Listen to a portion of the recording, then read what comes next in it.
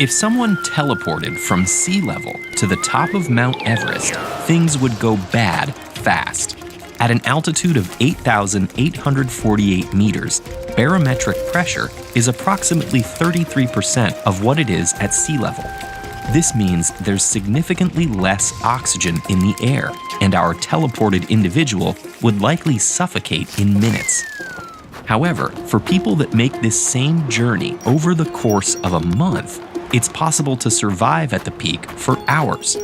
So what can happen to our bodies in just 1 month that allows us to endure this incredible altitude? Let's imagine you're one of the 5.8 billion people living less than 500 meters above sea level.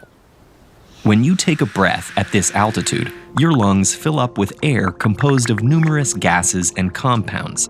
Most important among these are oxygen molecules, which bond to the hemoglobin in your red blood cells.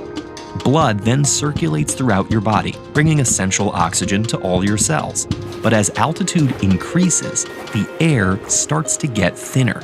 The relative amounts of each compound remain the same well into the upper atmosphere. But overall, there's less oxygen for our bodies to absorb.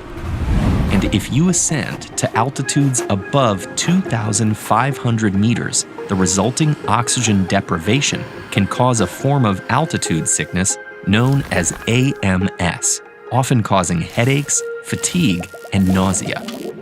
Fortunately, AMS only happens when we ascend too fast, because our bodies have numerous ways of adapting to high altitudes.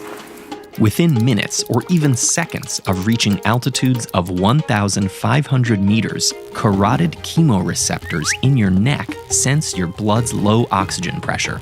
This triggers a response that increases the rate and depth of your breathing to counteract the lack of oxygen. Your heart rate also increases, and your heart contracts more tightly to pump additional blood with each beat, quickly moving oxygenated blood around your body. All these changes happen relatively fast, and if you were to keep ascending, your heart rate and breathing would speed up accordingly. But if you stayed at this altitude for several weeks, you could reap the benefits of some longer-term adaptations. Within the first few days above 1,500 meters, the volume of plasma in your blood decreases, which increases the concentration of hemoglobin. Over the next 2 weeks, your hemoglobin levels will continue to rise, allowing your blood to carry even more oxygen per milliliter. Paired with your high heart rate, this new hemoglobin-rich blood efficiently distributes oxygen throughout your body, so much so that the volume of blood being pumped with each heartbeat can return to normal levels. Over this same time, your breathing also increases even further in a process called ventilatory acclimatization.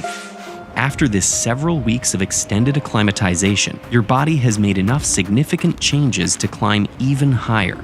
However, you'll still have to spend additional time acclimating along the way, often climbing back down to recover before ascending even higher. Because the summit of Everest isn't just high, it's the highest place on Earth. And at altitudes above 3,500 meters, our bodies are under incredible stress.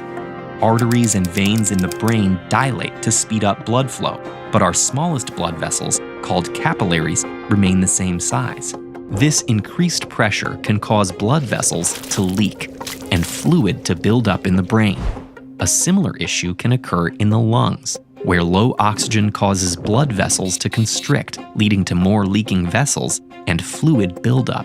These two conditions, known as HACE and HAPE respectively, are incredibly rare, but can be life-threatening if not dealt with quickly.